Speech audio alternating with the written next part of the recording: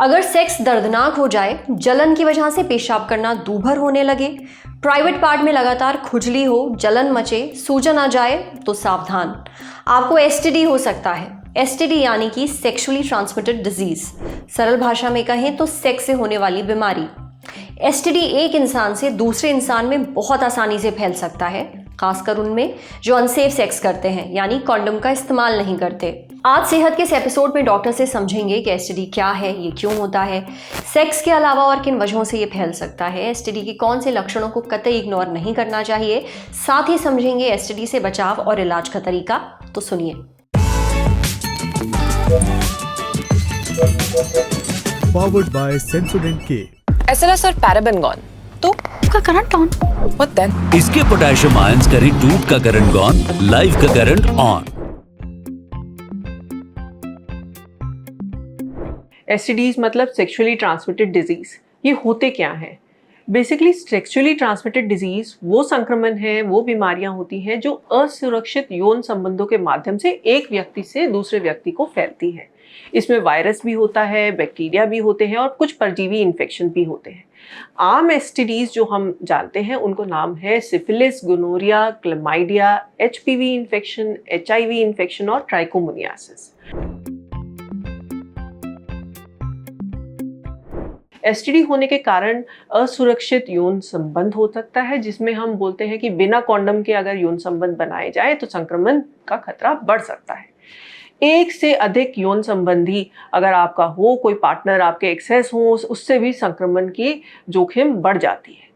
संक्रमित सुई या ब्लड ट्रांसफ्यूजन द्वारा भी, यानी कि दूषित रक्त या संक्रमित सुई के उपयोग से भी एसटीडी के फैलने का चांस बढ़ जाता है। माँ से बच्चे को भी संक्रमण हो सकता है। कुछ एसटीडी जन्म के दौरान या गर्भावस्था में माँ से बच्चे को भी फैल सकते हैं। यौन स्वच्छता की कमी के कारण भी कुछ एसटीडी का संक्रमण होने का खतरा बढ़ जाता है। अगर आपको प्राइवेट पार्ट्स में कुछ आपको इरेगुलर सा डिस्चार्ज मिल रहा है, जिसमें बदबू हो रही है या कोई सूजन दिख रही है, आपको तुरंत डॉक्टर से संपर्क करना चाहिए। अगर आपको प्राइवेट पार्ट्स में कुछ खुजली या जलन का या दर्द का एहसास हो रहा है तो आपको अपने डॉक्टर को कांटेक्ट करना चाहिए। पेशाब करते हुए भी अगर जलन या कुछ आपको दिक्कत आ रही है, दर्द हो रही है, तो आपको डॉक्टर को कांटेक्ट करना है। आपको अचानक से कोई बुखार हो गया है, नीचे आपको सूजन मिल रही है, कोई लम्स और बम्प्स मिल रहे हैं, आपको कमजोरी सी फील हो रही है, या आपको संबंध रखने में कुछ दर्द हो रहा है, आपको अंडकोश, अपने अंडकोश में कुछ सूजन या दर्द फील हो रही है, या आपको गुदा क्षेत्र में कोई खुजली, दर्द या असामान्य डिस्चार्ज महसूस हो रहा है, तो अपने डॉक्टर को आपने संपर्क करना है। सबसे पहले ये है कि आपको हमेशा ये ध्यान रखना है कि आप सुरक्षित यौन संबंध करें, जिसका मतलब है कि आपको हर बार कॉन्डम यूज करना चाहिए। यौन स्वच्छता का ख्याल रखें, उसमें हमेशा अपना ध्यान रखें, सफाई का ध्यान रखें। एसटीडी की जो भी नियमित जांचें होती हैं वो डॉक्टर की सलाह से अपनी करवाएं। और जो भी टीकाकरण होते हैं, मोस्टली एसटीडीज में हमारे पास टीकाकरण भी है, जिसमें हमें एचपीवी वैक्सीनेशन भी अवेलेबल है। दूसरा, हमारी हेपेटाइटिस बी की भी वैक्सीन अवेलेबल है, तो वो अपने डॉक्टर से जान के अपनी टीकाकरण करवाएं। दूसरा, संक्रमण से अगर आपको लग रहा है कि कुछ हो गया है, दिक्कत हो गई है, तो अपनी और अपने पार्टनर की, दोनों की इलाज आपने करवानी है। ठीक है, तो डॉक्टर से जब आप मिलेंगे तो वो आपको एंटीबैक्टीरियल भी स्टार्ट कर सकते हैं, एंटीवायरल भी स्टार्ट करते हैं, डिपेंडिंग अपॉन कि आपको किस टाइप का एसटीडी है। तो अगर बैक्टीरियल एसटीडी है, जैसे कि अगर गोनोरिया है, क्लमाइडिया है, सिफिलिस है, तो वो आपको एंटीबायोटिक स्टार्ट करेंगे।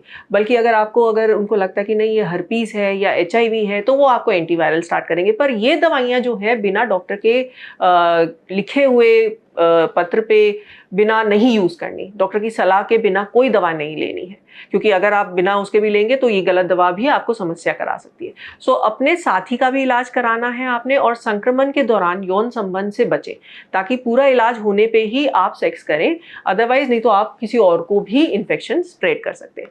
सो एसटीडी बहुत गंभीर भी हो सकता है, पर सही जानकारी, रोकथाम और समय पे इलाज कराने से इससे बचा भी जा सकता है। सो कोई भी आपको संदेह हो कि आपको इसकी कोई दिक्कत परेशानी हो रही है, तो अपने डॉक्टर से तुरंत इस पे चर्चा करें।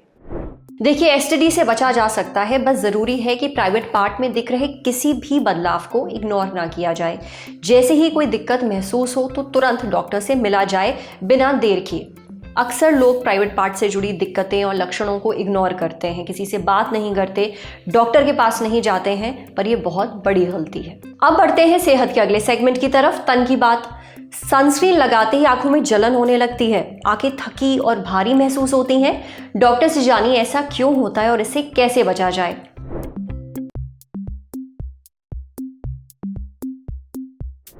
क्या आपके साथ भी ऐसा होता है? सनस्क्रीन चेहरे पर लगाते ही आंखें जलने लगती हैं या भारी महसूस होती हैं? अगर हाँ, तो इसका मतलब ये नहीं कि आप सनस्क्रीन लगाना ही छोड़ दें।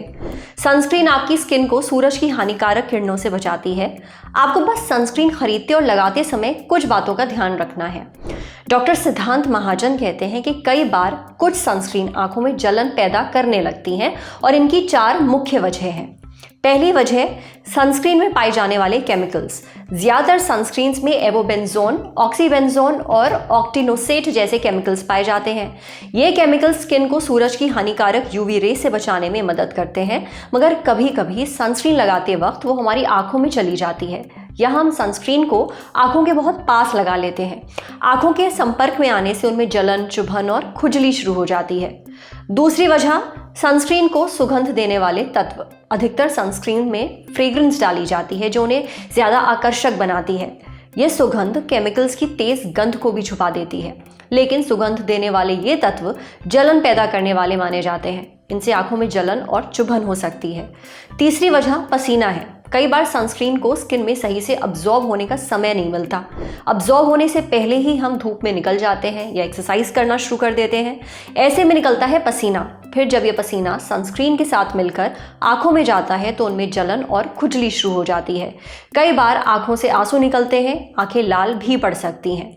चौथी वजह, सनस्क्रीन को सही तरीके से ना लगाना है।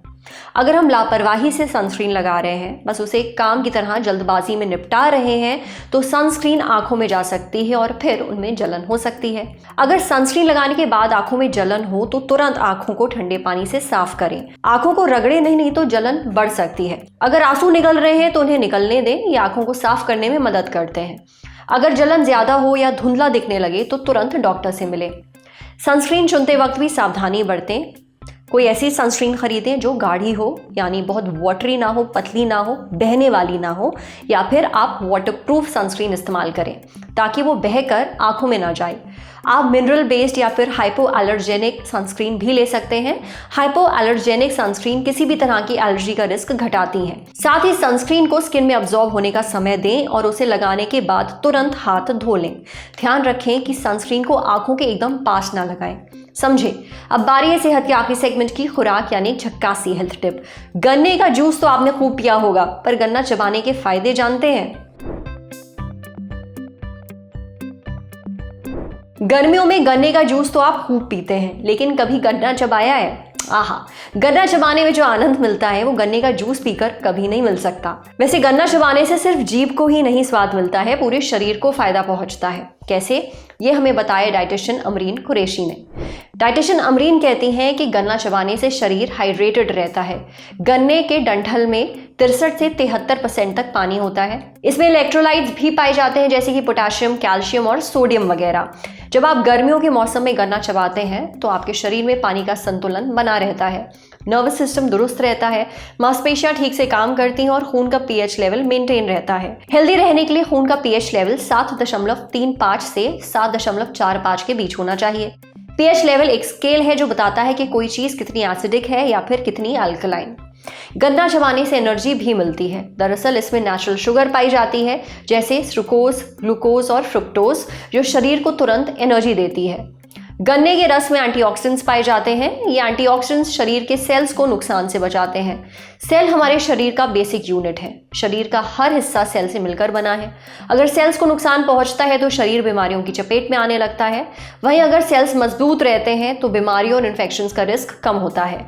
यानी गन्ने को चबाने से इम्यूनिटी भी मजबूत होती है।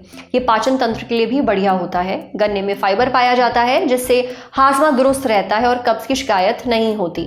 ये पेट में मौजूद डाइजेस्टिव एंजाइम्स को ठीक से काम करने में भी मदद करता है। इससे एसिडिटी, गैस और पेट फूलने जैसी दिक्कतें नहीं होती। डाइजेस्टिव एंजाइम्स एक तरह के प्रोटीन होते हैं जो खाना पचाने में मदद करते हैं। गन्ने का ग्लाइसेमिक इंडेक्स भी कम होता है, यह 43 से 55 के बीच होता है। ग्लाइसेमिक इंडेक्स कम होने का मतलब है उस चीज़ को खाने के बाद कार्बोहाइड्रेट जल्दी ग्लूकोज में नहीं बदलता, जिससे ब्लड शुगर लेवल भी तेजी से नहीं बढ़ता और शुगर कंट्रोल करने में मदद मिलती है। देखिए, अगर आपकी शुगर कंट्रोल में है तभी आप थोड़ा सा गन्ना चबा सकते हैं। अगर शुगर अनकंट्रोल्ड है तो गन्ना चबाने या फिर उसका रस पीने से बचें। साथ ही जिन्हें पेट से जुड़ी कोई गंभीर समस्या है, किडनी की कोई बीमारी है या दांतों में कोई दिक्कत है, उन्हें गन्ना चबाना अवॉइड करना चाहिए या फिर डॉक्टर से सलाह लेने के बाद ही इसे चबाना चाहिए। आज सेहत पर इतना ही। अगर आप एक डॉक्टर हैं, हमसे कुछ शेयर करना चाहते हैं तो जो ईमेल आईडी इस वक्त आपको अपनी स्क्रीन पर दिख रही है उस पर हम एक मेल भेज दीजिए। शुक्रिया।